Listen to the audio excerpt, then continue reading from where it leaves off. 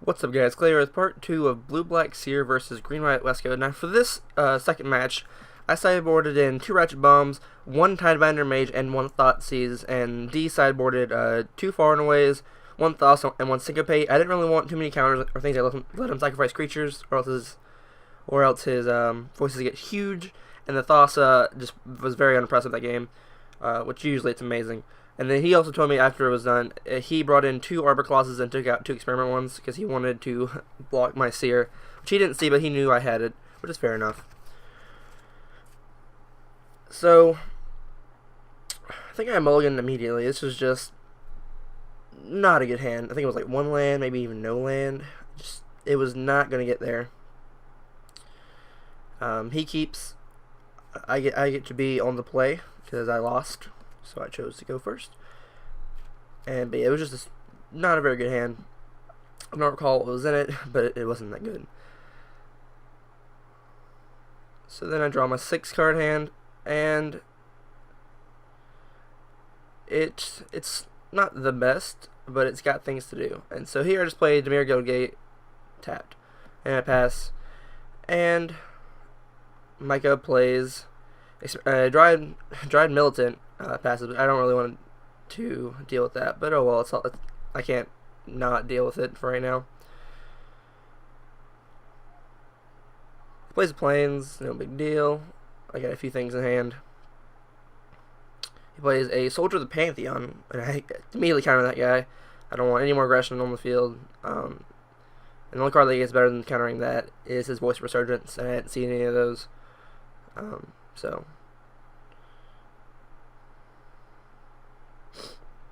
I just pass his turn. He doesn't attack me just yet. I play a Nykthos, and I just play a Thassa. Hopefully I can just go to the top of my deck to find things, filter through. Because she is amazing. Another Soldier of the Pantheon. That one's going to resolve. I don't have any Force Wills in this format. So he attacks me for 2. I'm down to 18 now. I don't want somebody to attack me last turn. I guess he just didn't think about it. So here I scry 1. I put it on the bottom. I don't quite recall what it was. Here it is. It was a Warp Physique. I don't have that many cards in my hand, and I'd rather draw lands. I want to hit my land drops at this point. I'm just going to Divinate for 2. Let's try to hit more land drops. Drops I don't hit one, and I just passed. Or, I do. I'm sorry. Water Grave, and then I pass turn. Which that Divination should be exiled, but it doesn't matter. So then he proceeds to play a Loxodon Smiter, which I did not care about. I can't counter anyway. But love that card a lot. Attacks me for 4, down to 14 now. And there he shows you his hand. Which is pretty good, actually. I mean, he's a while away to get his Arbor Colossus.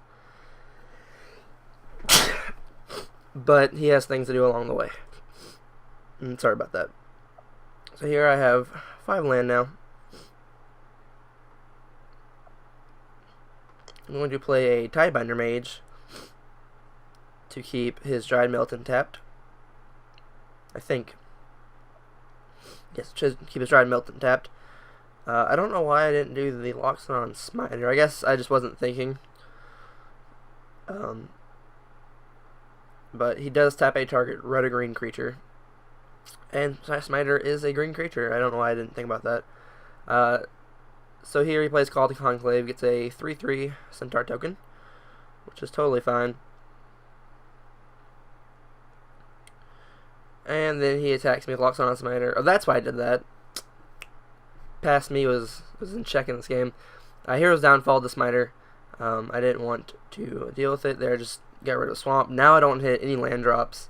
I mean, I don't draw any more lands. I've got them all. I don't need any more than 6 more so. Here I play Whip of Erebos, which gives all my creatures lifelink, and I can pay 2 black and whip out a creature from the graveyard, which is pretty awesome. Here, I'm about to remind him that his Militant doesn't untap, but I haven't got around to it yet. Plays another Call to Conclave. It's another Centaur token, which is totally fine. And that, yeah, he's getting ready to attack, and that one's not ready to block. So here I just snap block his Soldier of the Pantheon, because I want to get rid of it. And yes, now it gets on top of his what's it called, Dry and Meltant. But he's now down to Torturous Pantheon, which is really bad for me when I get Seer out. So with that, I go down to 13 because I take 3, but I gain 2. So this is exactly why I blocked the Pantheon. I just snap blocked because I now Dustmantle Seer is a 4/4 for 4, just an amazing ability. He's the main part of the deck.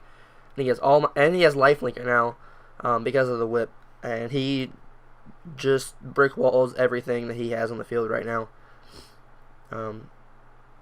But except for the Soldier or Pantheon, if he had got to keep it, that's why I blocked it. Here he plays the infamous Watch Wolf, aka Fleeceman Lion, and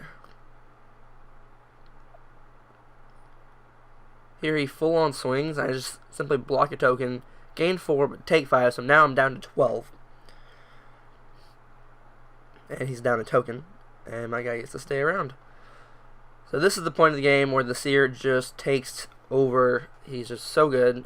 So you don't have to keep Ice Cry. So I want to keep it. I do want to keep it. It's an island. I take no damage. So then he flips over his card, and he gets a Force. He takes no damage. Then I draw my actual card for the turn, which I think was a Divination. But the thing was, even though it was only a land I got off top of the Seer, I took no damage. I got a 4/4 flyer. Attack for 4. Now I'm up to 16. And he is down to 16 also. And then I play an Aetherling, I believe that is.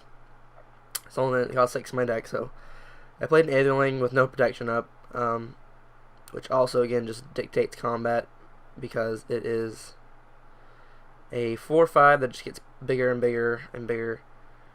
And it's just an awesome card.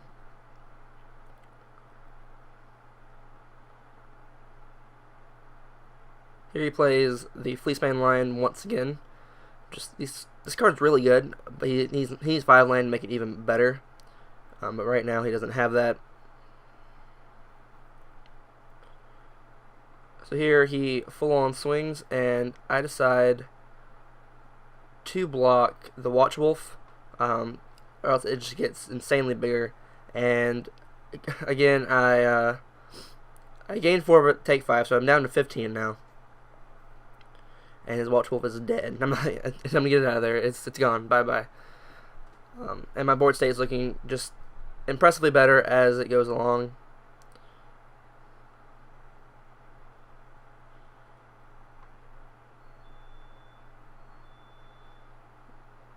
So here I reveal a Water Grave off the Seer. I don't want to take any damage again. He takes 2 from his Voice of Resurgence, and that is down to 14. And then I draw my actual card, which we're about to get to. And he asked me what it was Water Grave, and I think it was another Water Grave. So sometimes with the deck you do get down,